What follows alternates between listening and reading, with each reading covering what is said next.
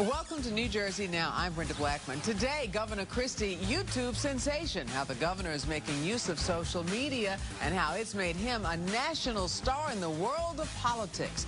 But could it also signal a new form of politician? And then the DREAM Act. The House passes a bill that would open the door to citizenship for undocumented youth. But it is blocked in the Senate. We'll hear why the bill has caused a firestorm of controversy. But first, the item on the agenda for the lame duck session, the Bush-era tax cuts.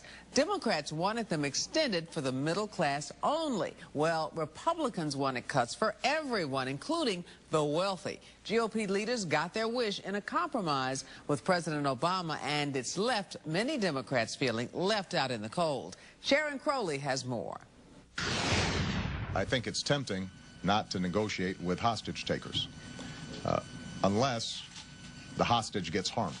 A defensive and irritated President Obama tried to explain why he decided to compromise and extend tax cuts for all Americans, including the rich. The president said he was looking out for the jobless. His deal includes an extension of unemployment benefits. Political analysts said the president had no choice. The president did this largely for practical reasons politically and to get the Republican support to extend unemployment benefits. That's it. There's nothing else to this. Democrats are angry. They say the president and Republicans negotiated a deal without involving them. Critics say this compromise will also further increase the looming deficit. The price for the release of the hostages for a $100,000 tax cut for someone who makes $1 million a year, too heavy a price. The president said he didn't back down on his principles. In fact, he was trying to avoid a long, drawn-out political fight. He says that tax cuts for the wealthy are part of the Republicans' economic doctrine. He called it their holy grail.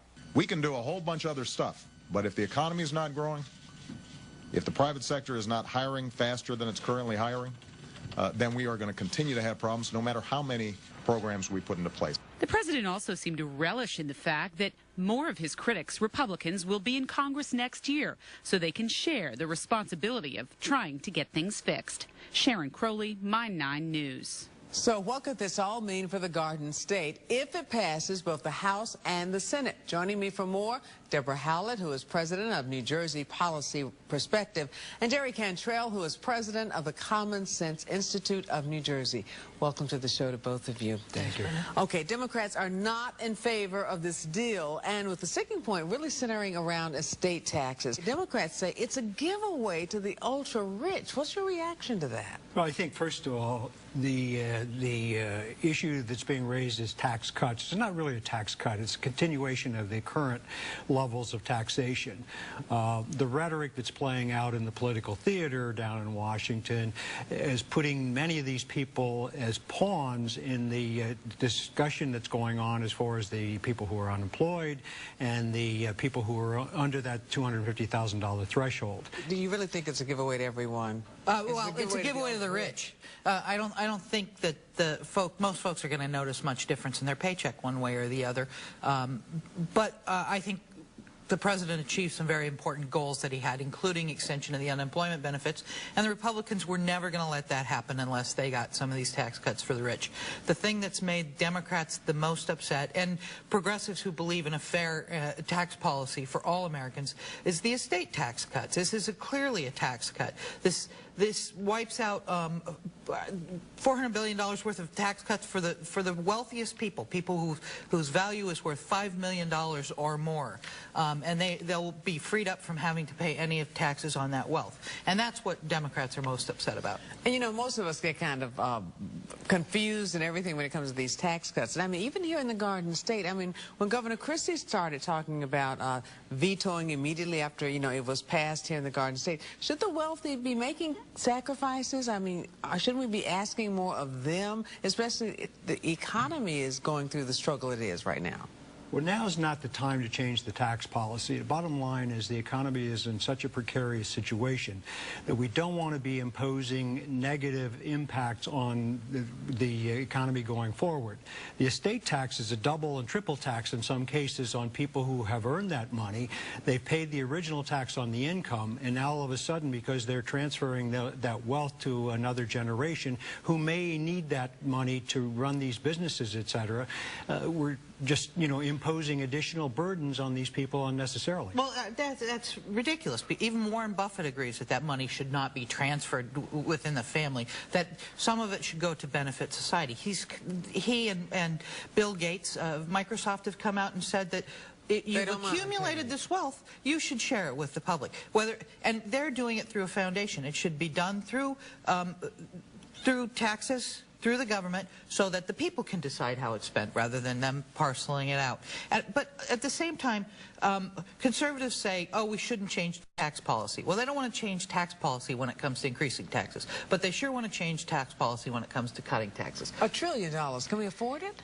Who benefits the most from many of these government services that are provided that the taxpayers are paying for? Bottom line is the people who benefit most are the people who are probably paying the least into it. Look at the tax rates on the wealthier individuals who are making large sums of money. You can argue that class warfare issue all you want, but the bottom line is we need that money going back into the economy to create more jobs, to grow businesses. But a rising deficit, can we afford that? The issue as far as the tax cut is a small percentage of the deficits that are going forward. The government is spending at huge amounts of money. Every year they're spending more. We should put a cap on that spending and ratchet it back. Then look at long-term fiscal policy from the standpoint of look at the Medicare programs and the entitlements. Let's start looking at them and get them in line so that the spending isn't going to be a burden on the next generation. Is it going to create jobs? No, absolutely not. These are tax cuts. If there is a problem with the deficit, having less money is not going to solve the problem with the deficit. And anybody who's making $250,000 or more a year in this economy is doing pretty well. Half of all Americans are paying as much tax as the top 1% of the wealthy. And that's an imbalance. And there needs to be more of a balanced solution between tax cuts and new revenues to solve these problems. Do you think a compromise would have been reached if Republicans had not won a majority in the House? I think there would have been some compromise. I think that it was very important for President Obama to extend unemployment benefits, and that's the leverage that the Republicans held. But I think the real anger at the president right now within his own party is not just making that deal, but throwing in the estate taxes as well. Bottom line, what do you think it's going to mean for the Garden State? Well, I think, the direction that the president seems to be going in at this point in time, and the minority until next month, I think is setting the stage for, again, we're trying to get this economy going in a positive direction. We're competing on a global basis. It's not just New Jersey. It's not just the United States anymore. We're competing against large economies like China, and they're actually providing the money for this increased spending here in the United States. And we have to remember that now we are seeing the president start talking about a complete overhaul of the tax system. And I think that's where this is leading us. And if this compromise leads to an overhaul of the tax system, and we do it honestly and fairly, maybe it is a good thing. Maybe it turns into a good thing. Thank you both. I agree on that. Oh, wow.